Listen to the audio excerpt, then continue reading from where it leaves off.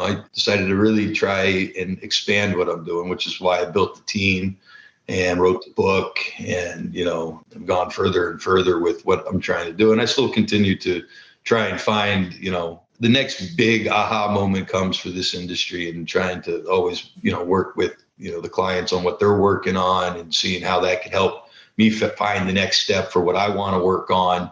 And we try and stay ahead of the curve that way. Your network is your net worth. Come listen to some of the most successful people I know share invaluable knowledge, stories, and advice in real estate, business, and beyond. This is Weiss Advice.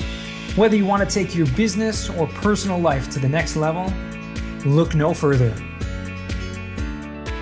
Welcome back to another episode of Weiss Advice. That's right. I'm Yonah Weiss, your host on this little podcast. And we got a great guest for you today. I'm excited to bring to the show Glenn Esterson. How you doing today, my friend? I'm doing fantastic, Yonah. It's always good to talk with you. Amazing. Great to have you here. If you guys don't know who Glenn is, he is probably the most recognized face in the mobile home community, mobile home park brokerage in the United States. I mean, come on, you guys are doing incredible things out there, based in North Carolina, but working nationwide. He's the author of the Mobile Home Park Manifesto, which you can pick up on Amazon, and we will put the link to that in the show notes. Glenn, how did you get your start, and how did you become the mobile home park, mobile home community guru? That's a tall order. I mean, there's some plenty of other brilliant guys out there, maybe even doing better than I'm doing, For sure. But, we try real hard, and, it's a very interesting business to be involved in if you don't mind being aggravated every day. And, there's a lot of money to be made and a lot of people to help and a lot of, good things to support that go on with our industry. I mean, I got into it by sheer reluctance 20 something years ago. I had no interest in trailer parks. I did like brokering. I'd made a few bucks brokering, some apartment deals in Miami when I was younger. I was dealing with low income housing and Section 8 and all that stuff. So, I mean, it wasn't far fetched for me to eventually end up in mobile homes. But when I was, maybe 30, I decided to not broker anymore and just go back to being a farmer, which I had spent a lot of my teens doing. I'd been living on farms since I was 15 or 16 years old. Oh, wow. And, I moved back to the city when my son was born and tried to make some money. And I had a couple of nice hits selling some, Class D apartment buildings and stuff like that. And, I bought a farm with that money and stopped brokering. And one of the things I wanted on my farm was a stable income, to help.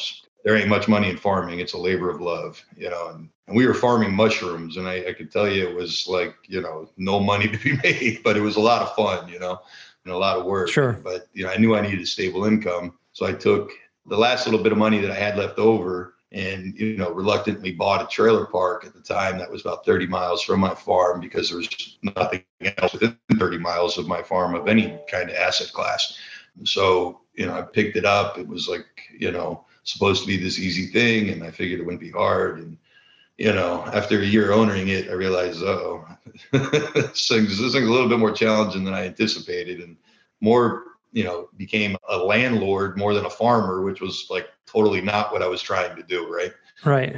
So, from there things, progress, and, eventually I got my hands around the trailer park and farming. And 2013 or so, around there, I decided, well, I want to go back to brokering because this recession almost wiped me out. And my trailer park was still intact, and, by the hairs of my chin at the time, I mean, just barely. And I managed to get through the recession. And I said, I think there's some real money in this stuff, and went back to brokering. Took a couple of years getting my feet under me, but by, 2015 or so, I was hitting it hard, and, somehow by the grace of God and luck, I've, managed to land on my feet and run a really successful team. And it's been a privilege, and it's been fun, and it's been aggravating, and it's been, all those things, it's definitely woke me up to just, how important this asset class is for our nation, and how important it is to me specifically, because, I dedicate all my time to this, and, I like having a nice income. I like that my kids are now well taken care of. it all feeds together. So, hey, this is where I've doubled down on at this point. I don't see why Absolutely. I wouldn't, continue like educating myself on it. It's always something new to learn. I mean, I've been brokering these deals for so long now, spread hundreds and hundreds and hundreds of deals that we've sold at this point.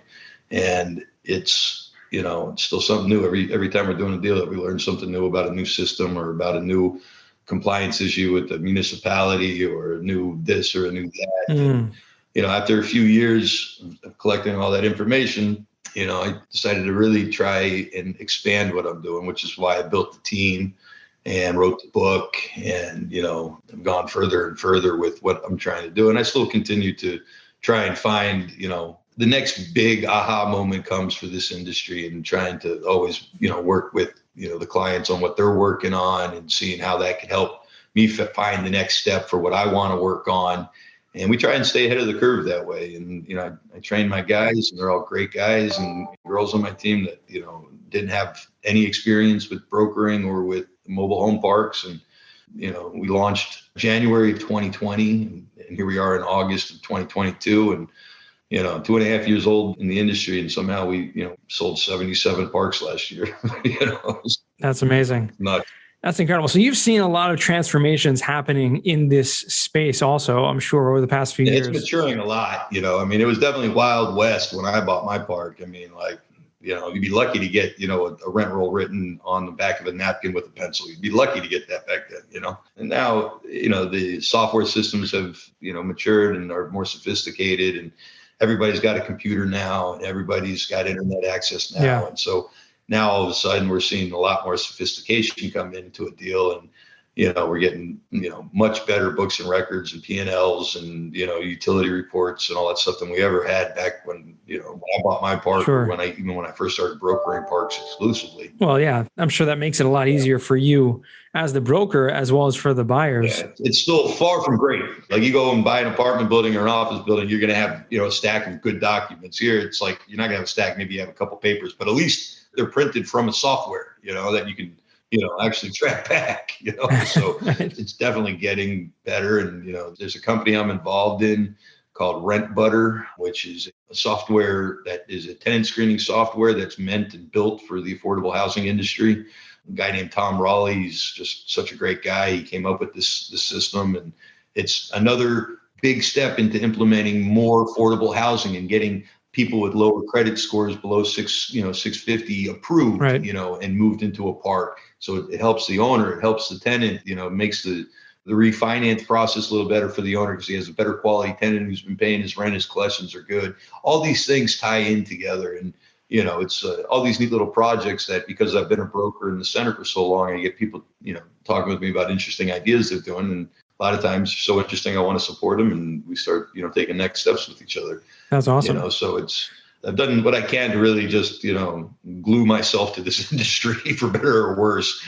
And, Yeah. And it helps, it helps when you have a niche and you focused on one specific thing. It opens up so many more opportunities within that space, as opposed to, just dabbling in, a vast, array of different industries. Yeah. I see the same thing for what I'm doing, being fully focused in this. I get so many calls about all kinds of interesting products and opportunities that could help the industry and help the business. So that's pretty amazing. Are you seeing still, obviously, like you mentioned, I think mobile home parks is probably one of the asset classes that is most behind in the commercial real estate industry in terms of, like you said, the paperwork and all that, the tracking and data.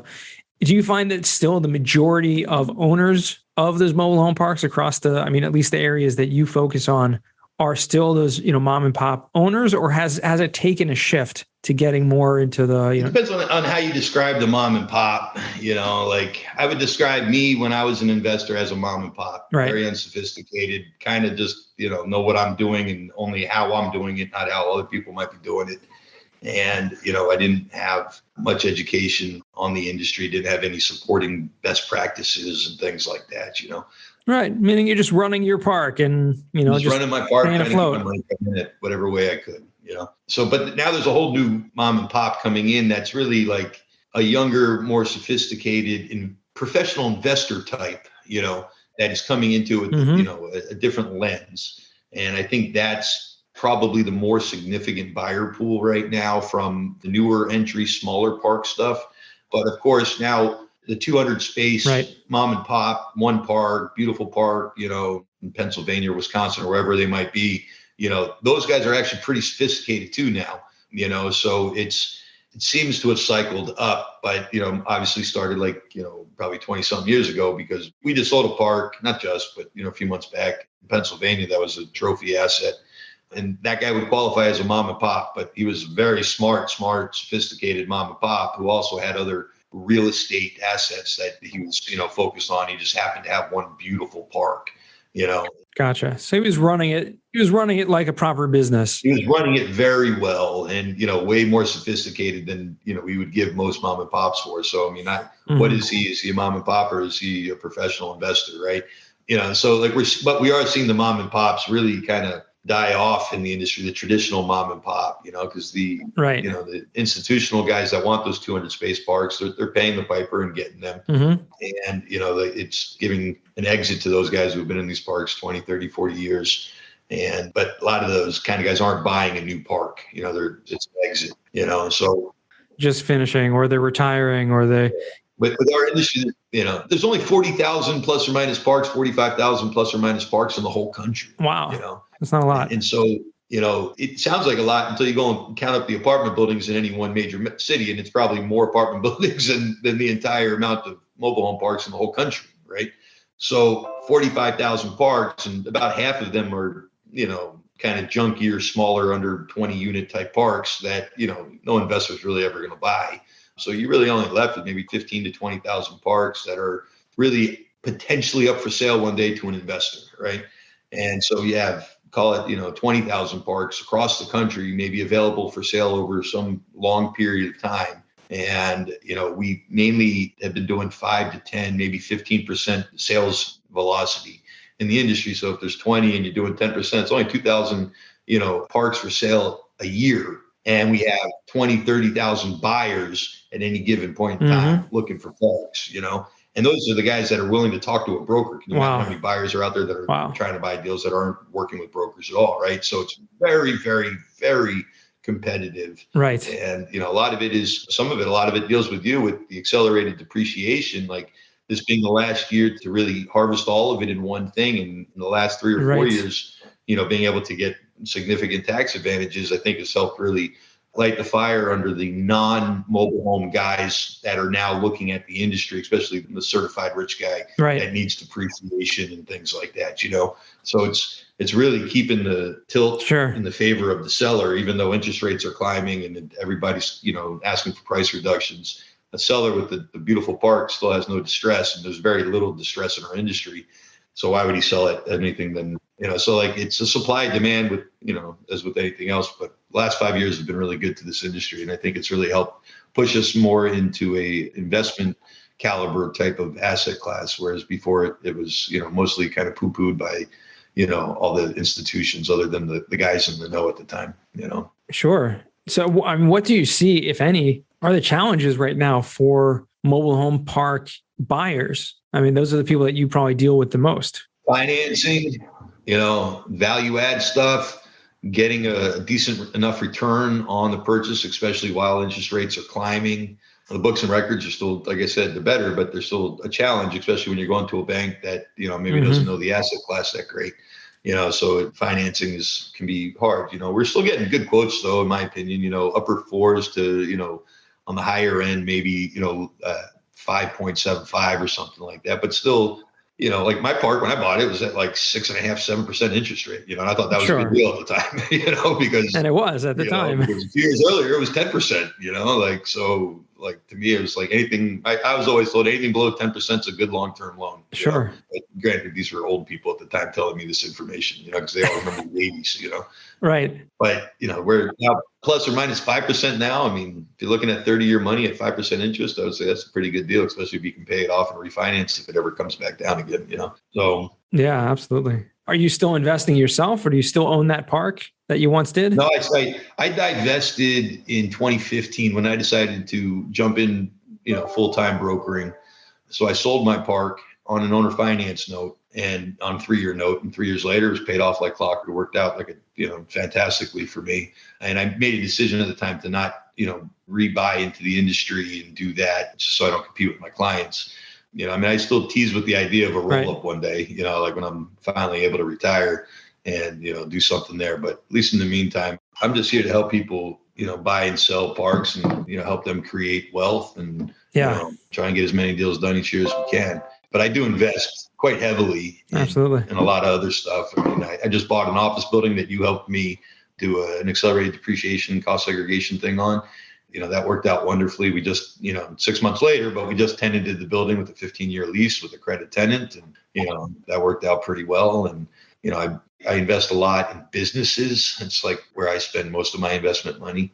Interesting. What types of, if you mind sharing, where do you find these types of business investments? Yeah. So, oddly, a lot of them have come through my network of mobile home guys and, with over the years of transacting with people, and then they go into something new. I don't lose interest with these guys. So if we hit it off, we're probably staying friends. And some of these guys have done some pretty cool stuff. So I'm like, let me piggyback on what you're doing. So we're pretty heavily involved in the cannabis industry, the hemp industry, the software, this rent butter software, that stuff that we have. And, we dabbled in the digital coin stuff, but that was too scary for me. I'm a low risk, low headache kind of guy. I can't handle those. It's just a gamble. Some of those things are the big gambles. But, I put out a lot of money last year into investments, about half of my income. And, I try and do that most every year. And hopefully in 5 or 10 years, these things really start, paying off. And some of them already have, and some of them continue. And, lately I've been more interested in buying cash flow type of stuff. So I've been, looking at that. I'll be making another purchase this year, God willing, on a cash flow and asset. Probably not, a land lease type of thing, probably more like an apartment or an office building or something like that. But I stay very local also with my real estate investments. Gotcha. I like to see it every day. Right. You're in North Carolina, right? Yeah, I'm in Wilmington, North Carolina. Wilmington, North Carolina. So on the coast. I still have my farm over in Asheville, about 30 minutes north of Asheville. Oh, nice. That farm's still in play and doing its thing, although it's, it's not like when we were active on it. But it's still producing produce? You still have something on there? Yeah, but I don't know if anybody's harvesting. I got a farmhand that is a good buddy of mine that lives on the farm, and he maintains things. But, we have like 100 apple trees, a couple hundred blueberries. We have all these mushroom logs. And, he probably has a little 1/4 acre garden going. But, we used to have animals and all the everything that a farm would have, a small family farm type of farm would have. Sure. Well, it's great nowadays, to have something like that. I know a lot of people moving into the more self-sufficient kind of mindset and figuring out how I can live and live off a farm, going back to those things. That was the idea for me 15 years ago. And it was 2003 when I bought my farm, I think, and I just wanted to get off grid, and I did for way too long,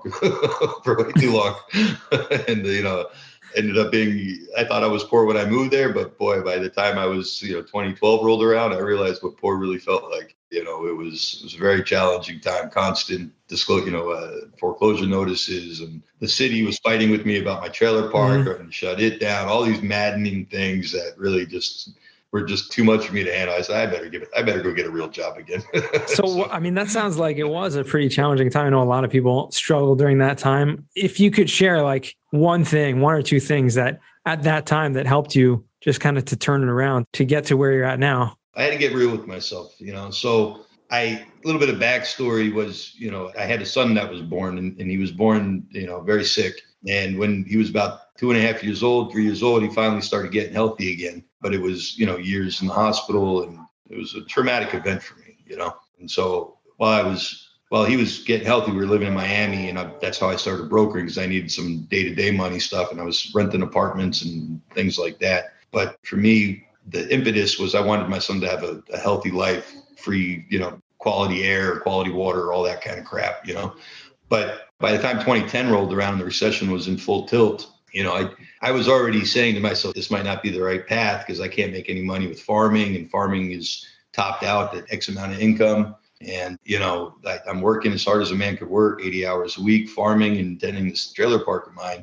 There's got to be a better way. And I realized I was living more for myself, as much as I was trying to say it was about my family. I wanted to have this fairy tale type of experience in life where I was, manly and chopping wood and building cabins and raising food and slaughtering animals and raising kids. And it sounds idyllic, but the reality was, I think it was me trying to stay in my comfort zone and not willing to really explore what potential that I had inside and how far could I take it.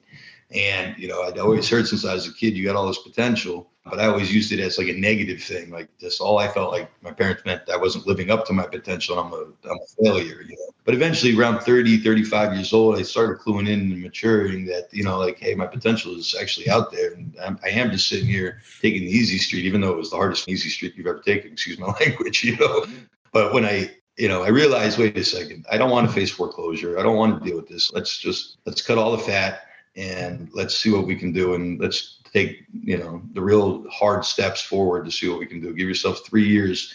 And in 3 years, if you don't like what you're doing and you don't see a path forward, then you can always come back to the farm. And luckily by 2016 or so, I saw the path forward. In 2015, 2016, the money finally started coming in. That's good. And life started getting tremendously easier. They say money don't make you happy, but I can tell you as being poor, like it was, money solved 99.9% of the problems I had, like it was, for me, it was important. And now I look back on that and I remember that all the time. It's like, is this really my path forward, or am I just being selfish with my time and, trying to please myself above all, even though obviously I was raising my kids and doing a damn good job with them and all that kind of stuff. But I didn't have college fund for the kids. Right. I didn't have food security for the kids. Even as a farmer, winter every year, we have to go dumpster diving or go get a food box or something like that, because meat runs out, vegetables run out. And if you don't got the income, food was expensive.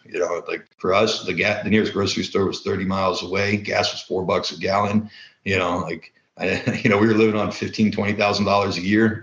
That's it's tight. Easy. Very tight budget. Yeah, 100%. Wow. Your decisions, and the older I get, before I never had much thought about my decision making. It was just like, well, this is what I want to do, so I'm going to do it. But you really see after 3 to 5 years that you are a product of your decisions. And, yes. The good ones, the bad ones, all that stuff. And, knowing that then gives you the foresight. Well, if I don't want to have, if I want to have a better future, I got to start making better decisions now, because in 3 to 5 years, I don't want to sit here and be saying the same to myself. That's right. Yeah. Those decisions are going to make the life. Absolutely. And for better or worse, like it's nice to be in charge of your own life and do whatever you want to do and, all that stuff. But at the same time, I now really drill it into myself and my team and my kids. That's like, but how much can you offer right now? How much can you do? Or are you just settling for what's good enough? Because getting fat and lazy is so easy to do, especially when you finally got a couple achievements in your pocket and a couple dollars in your pocket, things like that. It's easy to be like, good enough. This is better than before. I'm going to just maintain this. But, are you shortening, are you cheapening your effect on your children by doing that? Like, could you go further and give them more? Last year I was able to donate a lot of money to my temple and to help them build a new roof on this beautiful temple we have here in Wilmington. And that was like one of the proudest moments of my last, 15, 20 years to be able to do that. Like that was awesome. Wow. And that then says, well, if I was able to do that once, now maybe I can do that, again and again and again. And it starts showing you a new path and starts giving you new inspiration. And now my kids are able to see that Dad does these other things beyond just farming and trailer parks. He's now helping out his community, and like that's inspiring to them. And you start getting a bigger picture. I'm probably rambling, but 100%. For me it was exciting. That's amazing. And it is really important. I think you're absolutely right. Kids pick up on the smallest things. And especially if they see you giving of your own time and of your own, money to help the community, I think that's probably the biggest impact you can have on children. So, kudos to you and turning that around and finding the path. And today, what you have accomplished obviously speaks for itself. If you ask anyone out there, I'm looking for the best mobile home park broker, half the people are going to say Glenn Esterson. That's the guy to go to. His team is top notch. My name comes up a lot, and I like to hear that because it does come up a lot. I can't promise that I deliver every time, but I try really hard. Yeah, and it just shows that, that's years and years of hard work, and execution to get to that point. Well, Glenn, I want to transition now. We call the final four. These are 4 questions I ask all my guests. First question to you is, what's the worst job that you ever had? Oh, hands down, easy enough. So one of my very first jobs, I was living in North Idaho. I was probably 17 years old or so. And I had to work for $4.10 an hour, manual labor. at a forestry division sorting baby trees out. They were each like a foot long, and I'd be like, oh, this is a maple, oh, this is a oak, oh, this is a pine. And we'd have to, in the freezing weather, even in the middle of December, and it was all day, every day. Wow. You sit there, and, it was, I enjoyed it because it was my first job, but looking back on it, boy, that was a terrible job. I compare almost everything from that first real job, $4.10 an hour, $80 a week, or whatever crazy crap number we were making, post-tax. Yeah, that's pretty wild. Wow. Okay. Well, that's definitely a new one for me. Haven't heard anyone sorting baby trees before in the winters of Idaho. The second question. Mind-numbing. Yeah, right. Exactly. I mean, and most manual labor is and can be, but we obviously learn from our youth what not to do, what we're better at. Second question for you is, what is a book you've read that's given you a paradigm shift? Oh, yeah. The name of it is, it's over there. It's called What It Takes, and it's from Stephen Schwartzman from Blackstone. It's his biography. I read it maybe a year ago or so. Blew my mind. Like, that's such a great story and such a great way that he went about his life and how he got from, the son of a dress shop maker to where he is now, running Blackstone and doing world affairs stuff. That's just so impressive and so inspiring. That's like a biography book, but it was one that was very impactful on me. And, I'm just going to put a second one in there real quick, if it's all right. Yeah, go for it. Another, really great, inspiring book was from Jim Collins called Good to Great. And Good to Great, it took me, until in my 40s before I read it, early 40s before I read it or something. But that was definitely a pivotal book for me. Like, it definitely, gave me, a little bit of like, oh, if anybody could do it, I could do this, so. Exactly. Definitely an awesome book. And we'll definitely put those both in the show notes for anyone who wants to check those out. Good to Great. Important lessons there, and really gives you the push to see, kind of reach your potential. Yeah. Third question, what's a skill or talent that you would like to learn? And this could be anything. Yeah. So I got this secret fantasy in my head that one day I'll be making furniture, so one day, not that I've, ever made a single anything, furniture wise, but that seems like cool. Very calming, peaceful, fun, activity to do by yourself. That's a skill I would like to learn. But more realistically, the skills that I'm trying to work on now is learning more about the mergers and acquisition process and the company valuations, and them participating in it, in things when I can, and reading as much about it as I can. So from a business skill set, business underwriting and M&A, and from a personal side of life, like furniture making. I know it sounds kooky, but to me it sounds lovely. There you go. That's awesome. That's great. Well, I mean, you're obviously good with your hands if you ran a farm. So probably not too far off from building some furniture. Yeah, well, look forward to one day checking it out. Fourth and final question. What does success mean to you? Man. It's the ability to focus your time where and when and how, when you want, without having a negative outcome, with your friends, family, coworkers, investments and things like that. It's, the more success I have, the more I realize I got to keep staying in this zone and work just as hard. Those guys who take their work weeks down to 10, 20 hours, I'm envious, but I don't know how they do it. And I don't know that I would be the guy that would ever be able to do that. I love working, man. It doesn't scare me a bit to spend every bit of this portion of my life, 50, 60, 70 hours a week working towards my business goals, because I love to work, but it's success defines when you can just tell people no, and without it hurting your income and without it hurting your feelings, and, without jeopardizing your kid's future, and without, all that, whether it's $100,000 or $10 million or $100 million, I don't know what the number is, because I don't think I have a number in my head what success looks like, but it's really a mental shift into what I can have to say yes to and what I can say no to, where you're ramping up. You're saying yes to almost everything, because, you got to, if you want to get the shot, to take it to the next level. The more that we mature in our careers and our investments, I think we start understanding what doesn't fit in our strike zone, and what to say no to, and what to refer out, and, things like that. Absolutely. Awesome. Love that. Well, Glenn, finally, where can our listeners find you or reach out to you if they want to? Yeah, very easy. So we got, you can Google me. It should be easy enough to find me. Just disregard all the bad stuff. That's probably not really me, but it's someone else. But the website is themhpexpert.com. That's mobile home park, mhpexpert.com.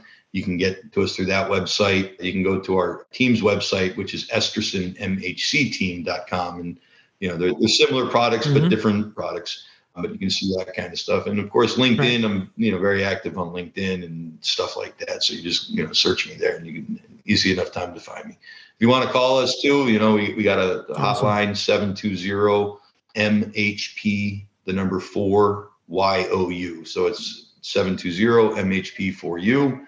And, we'll go to either me or one of the guys on the team. And, that's awesome. It means reach out. We'd love to hear from you. That's a great phone number. We'll put all that in the show notes, and really grateful for you to take the time today, Glenn, and spending it with us. Really amazing. So I appreciate that. And looking forward to speaking with you again soon. Absolutely. Always, my man. It's always great talking with you. Thanks for having me on the show. All right. And to our listeners, thank you guys again for joining once again all the way to the end. And remember, the best advice comes only when you ask. Real quick, I have one question for you. Did you like this episode? If you did, I want to ask you a huge favor. See, the biggest thing that helps this podcast grow and that will spread this message to the whole world is that if you leave a review, a rating, and subscribe to the podcast. What that does is it basically tells the platforms that this podcast is out on is that you like my stuff and I'm doing something right. So take a few seconds out of your day, hit that subscribe button, leave a rating or review. I would be extremely grateful. Also, I want to hear from you guys. So I want to hear some feedback. If you have any questions for future episodes, please find me on LinkedIn. Send me a DM, a connection request, Yona Weiss, and I'd love to hear from you.